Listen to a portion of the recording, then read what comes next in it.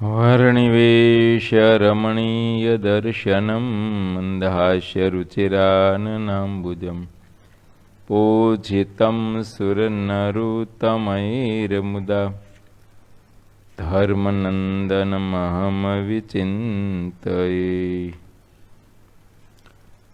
स्वामिनारायण हरे हरे।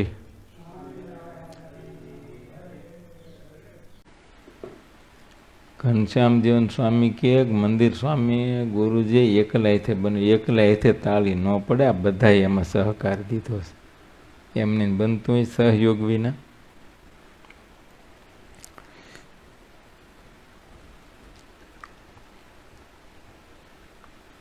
ધલ ભગતનું પ્રવચન હતું આધ્યાત્મિક.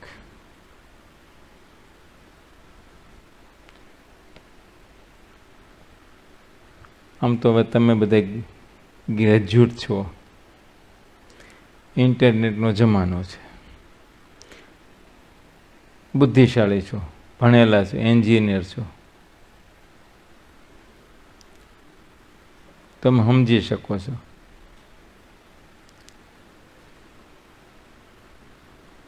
આ જગતમાં આમ યુગો સુધી નામના કોને રહી? કોઈ ધનવાન નહીં રહી? નહીં. કેમ? કેટલી પણ મહેનત કરી હોય, રાત દિવસ એટલી બધી મહેનત કરી, અઢળક સંપત્તિ અથવા તો એટલી મોટી સત્તાઓ કે મોટું સામ્રાજ્ય, ક્યાં સુધી? દેહમાં પ્રાણ હોય ત્યાં સુધી. પછી શું? કોણ ઓળખે? અને યુગો પૂર્વે આધ્યાત્મિક માર્ગમાં જે ચાલ્યા ને એ માર્ગમાં મોટા થયા, એને આજે પણ લોકો સંભાળે છે. હવે તમે વિચાર કરો, હું તમને જ પૂછું, હર્ષદ મહેતા રૂપિયા વાળો કે નરસિંહ મહેતા રૂપિયા વાળો?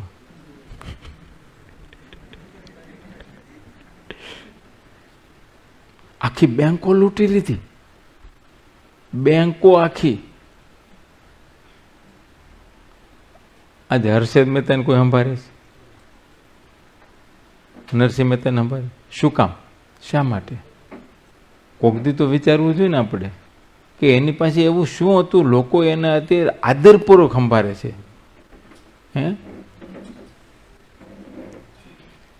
બસ વાત એ છે, આપણે વિચારવાનું એ છે કે આધ્યાત્મિકતાની જે મોટાઈ છે, આમ વર્તમાન કાળે જો તો કંઈ નથી દેખાતી, પણ મોટાઈ તો એ જ છે. બાકી આ લોકોની મોટાઈ એ મોટાઈ છે જ નહીં, અને કદાચ હોય તો કેટલા દિવસ, ક્યાં સુધી? વાત એ છે. એટલે ક્યાંય પણ તમે નજર નાખશો, કોઈ પણ શાસ્ત્રમાં કે કોઈ સંતો કંઈ પણ કથા પ્રવચન કંઈ પણ કરતા, અંતે પરિણામ ત્યાં આવશે. વાત તો ત્યાં જ આવશે કે મોટાઈ આમાં છે. મોટાઈ મીન્સ સુખ. બાકી લૌકિક સુખ માટે ગમે એટલા દોડશું, ગમે એટલું કરશું, છેવટે થાકવાના. છેલ્લો એન્ડ સમય જ્યારે આપણો આવશે ને, ત્યારે આપણને બધું એક જ દેખાય, ઝીરો. હમણાં કાંઈ નહીં, પણ છેલ્લી બાબત એમ જ લાગે, ભોલા છેલ્લે ઝીરો. કંઈક પોતા માટે કાંઈ ન કર્યું, પોતાના આત્મકલ્યાણ માટે કાંઈ ન કર્યું, અને એવો પસ્તાવો થાય છેલ્લી વાર. પણ પછી વાત એ છે, હાથમાંથી અધિકાર વહી ગયો, સત્તા વહી ગઈ, ઇન્દ્રિયોના દેવતા ઉઠી ગયા, શરીર સાથ નથી આપતું. આમ છે ભાઈ, હરી એ કરવાનું છે. આ તો આ દુનિયા જોઈને આપણી બુદ્ધિ ગઈ ફરી, આમ થયું.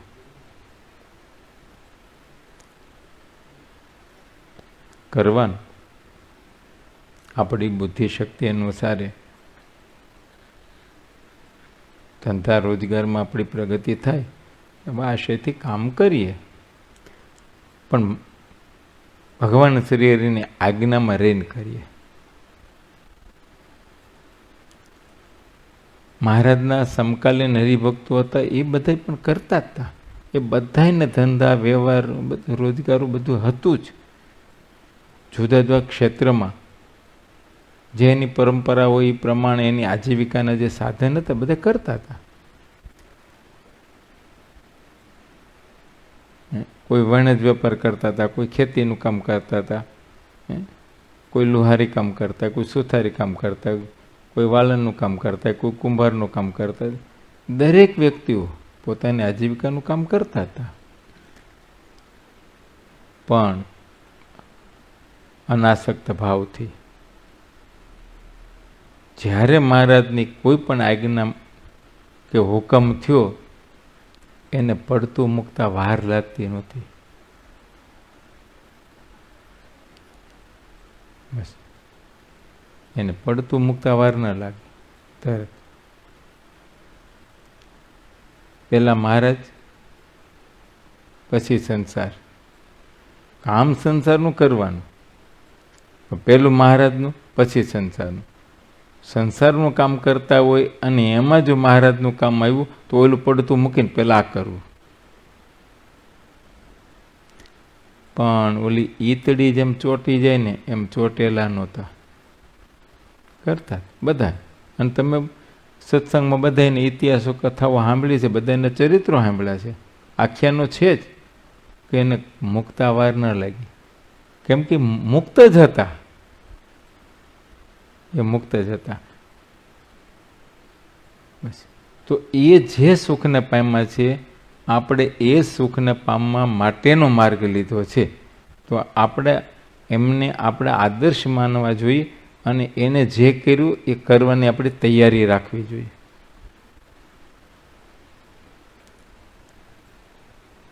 અને હોય છે એવા હરિભક્તો, એવા હરિભક્તો હોય. સમજ્યા? આજે મારે કાલુભાઈ ઉગામેડીને યાદ કરીશ.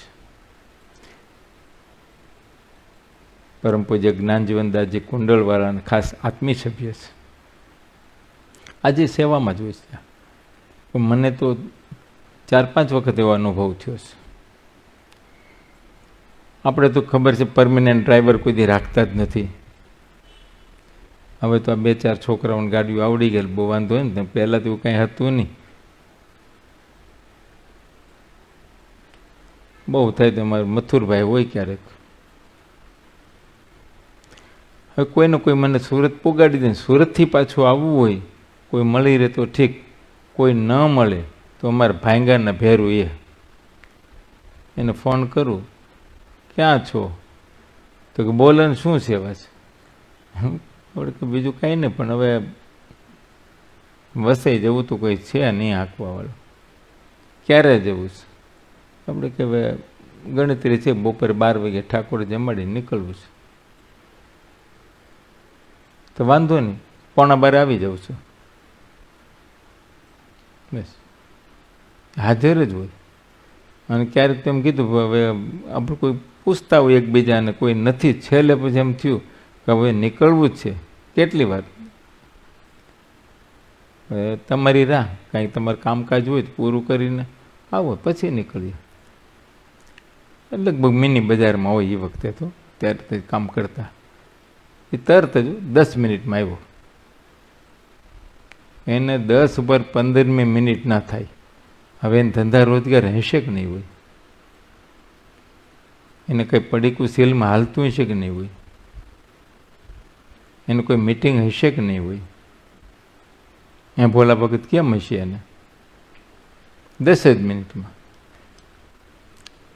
અહીં ગમે એટલા વાગે પહોંચી, અહીં સાંજે 5 વાગે પહોંચી, 6 વાગે પહોંચી, 7 વાગે પહોંચી, અહીં પહોંચ્યા, ગાડી પાર્કિંગ કરીએ એટલે પછી હાલતા થઈ જાય. એટલે કોઈ જમતા તો જાઓ, અથવા તો આપણે કીધું રસ્તેથી કે ભાઈ હવે કોઈ જમવાનું કોઈ હરિભગતને કહી દે આપણે જઈશું બહાર. એ કે મારી ઉપાધિ જ નહીં. કીધું ભાઈ તમે જઈશો શેમાં? હું વયો જઈશ. ટ્રેન હોય કે ન હોય, હાઈવે ઉપર જઈને ટ્રક મળે તોય ભલે, બીજી ગાડી મળે તોય ભલે, એની રીતે વયા જાય. 4 થી 5 વખત મને મૂકવા આવેલા છે. આરમડા ગાડી હતી ને ત્યારે કંઈ વાર જ ના લાગે.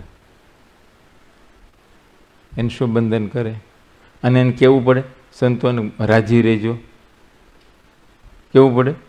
રાજી જ હોય. આ વાત એ છે કે આવી રીતે આવા હરિભક્તો હોય એના આખ્યાનો ઉપરથી આપણે કંઈક પ્રેરણા મેળવવી જોઈએ. અને આ જીવીએ તેવી એનો લાભ એ છે ને.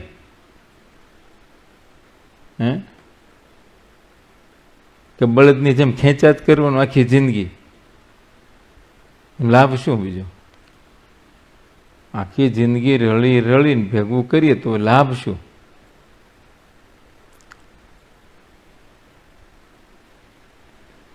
લાભ એ જ છે કે આપણને સત્સંગ મળ્યો છે, આ જોગ મળ્યો છે, સંતો મળ્યા છે, ભગવાન ઓળખાણા છે, તો એ ભગવાન આપણા પર રાજી થાય, પ્રસન્ન થાય એવું આપણા હાથે આ દેહ કરીને આપણેથી કર્તવ્ય થઈ જાય ને, એ જ મનુષ્ય જન્મની સાફલ્યતા છે.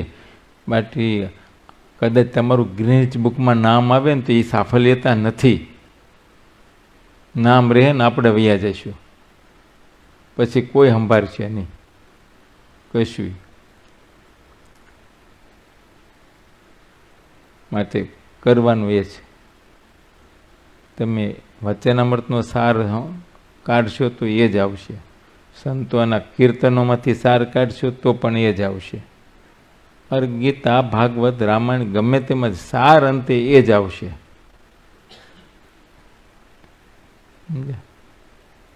આમ છે કરણભાઈ, તને ખ્યાલ હોય ન હોય,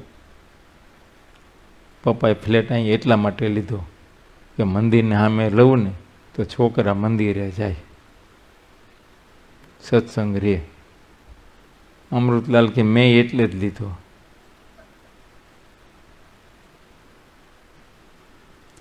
કાંઈ વાંધો નહીં, લેનારને તો કામ લાગ્યો. જે હેતુથી લીધો તો એ તો ઠીક છે હવે, પણ લેનારને કામ લાગ્યું, બીજું એનું તો કામ સેર્યું. બરાબર ને? એટલે ખોટનો ધંધો નથી આપણે તો. માટે હેતુ સરવો જોઈએ. હેતુ ન સરે તો શું એનો અર્થ શું? માટે આજથી એવું નક્કી કરો. જો કે આગલી સભામાં મેં ત્યારે જ મેં વિનંતી કરીને હાથ જોડીને કીધું હતું, શનિવારની સભાઓ બધે ભરો અને કથા વાર્તાઓ સાંભળતા હો એને થોડુંક સમજવાની કોશિશ કરવી, થોડીક. અને એ હું તમને કહું, મારી થોડી કથાઓ છે ને થોડીક નેગેટિવ આવશે, એટલે નિષાત્મકમાં આવશે જાજો ભાગ. એટલે એવું કંઈ અમારે તમારી ઈર્ષ્યા નથી કે કંઈ દુશ્મની નથી. ચાલો તમે આનંદ કરો ને, હાય વૈભવ ભોગવો ને અમને કાંઈ નહીં. એટલે અમારા જેવો વૈભવ તમારી નથી. બોલો ઘનશ્યામજીવન સ્વામી છે કાંઈ ટેન્શન? કશું નહીં. તો પછી અમારે પાર્થને કાંઈ પણ કહું ને કે મારે કે ટેસ્ટ એક્ઝામ છે, અમારે સામેની એક્ઝામ એ નહીં, જો વૈયા ભાઈ કશું નહીં. ત્યારે પછી અને આપણે ક્યાં સર્ટિફિકેટ લેવું છે? ક્યાં સામે કે સભા જીતવા જવું છે? તો માટે કથા જ્યારે થતી હોય ને, કથાનો મિનિંગ સમજવાની કોશિશ કરવી. કે ભાઈ કથાનો મિનિંગ શું કહેવા માગે છે, આપણા જીવનને કયા માર્ગે વાળવા ઈચ્છે છે એમ. કેમ કે એ જે સંતો અને શાસ્ત્રો દ્વારા તમને જે રાહ બતાવવામાં આવતું હોય છે ને, હંમેશા સુખનો જ માર્ગ છે, એમાં ક્યારેય દુઃખ હોય જ નહીં. પણ આપણે શું છે કે ઇન્દ્રિયોને આમ થોડી મળી પડે ને એટલે દુઃખ જેવું લાગે છે. પણ એક વખત થોડું લાગશે પછી એમાંથી તમને સુખ આવવા મળશે. કેમ કે બહારનું જે સુખ છે ને એ તો ઠીક છે, માયનું છે, સુખ છે નહીં, પણ ઓલું સુખ તો આધ્યાત્મિક સુખ છે ને, તમને અંદરથી આવશે. અને અંદરથી જ્યારે સુખ આવશે ને તે તમે ભર્યા ભર્યા રહેશો એકદમ. બાકી બહારનું તો ગમે એટલું છે ને ઓછું જ પડશે. એ તો આપણે મને એવું છે કે હું મુકેશભાઈ અંબાણીને છે ને કંઈ હવે એને પૂર્ણ કામ પણ કેટલું મનાણું હતું એ જાણે. હે એને કંઈક તો હોય ને, એ આમ લિસ્ટ જોવે દુનિયાના સમજ્યા મોટામાં મોટા ઉદ્યોગપતિ, મોટામાં મોટા પૈસાદાર, એમાં મારો નંબર કેટલામાં? મારો નંબર 6. પહેલો કેમ આવે? એને ખૂટતું કાંઈ નથી, એને આટલું જ ખૂટે છે, પહેલો નંબર મારો રહેવો જોઈએ. ખાલી નંબર જ પહેલો લેવા માટે જ મથવાનું રહ્યું. હવે આમ બીજું કાંઈ ખૂટતું નથી. તો આપણે ક્યાં કોઈને કાંઈ ખૂટે છે? આપણે કાંઈ ખૂટતું જ નથી. આપણે જે જોઈએ એ બધું છે જ. આપણે મનમાં એનું ઓઢવા પહેરવા મળે છે, ખાવા પીવા મળે છે, રહેવાનું છે, વાહન વ્યવહાર આપણા પ્રમાણે બધું છે જ, કાંઈ ઓછું નથી. હવે ઓછું એટલું જ બીજાનું જોઈને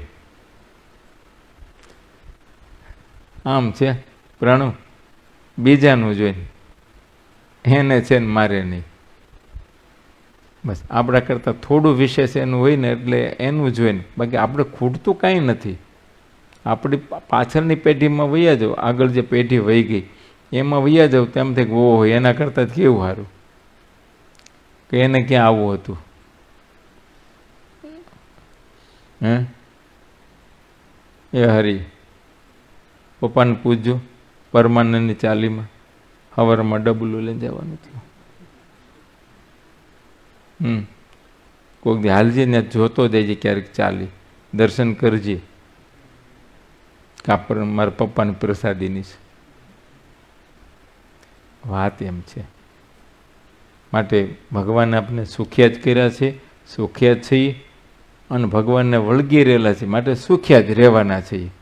બસ પછી જે કંઈ દુઃખ આવે એ ભગવાનનો આશરો મૂકવાથી, ભગવાનની આજ્ઞા લોપવાથી આવે.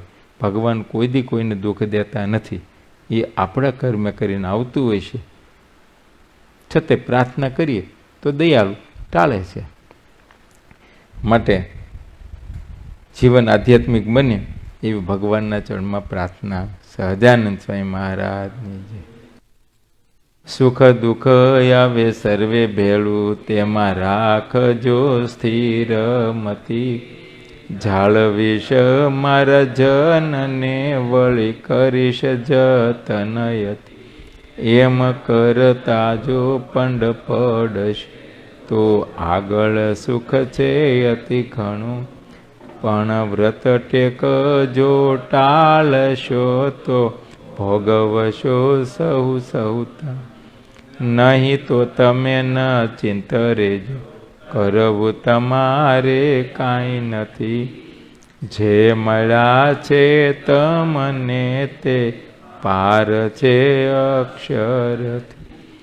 જે મળ્યા છે તમને તે પાર છે અક્ષરથી.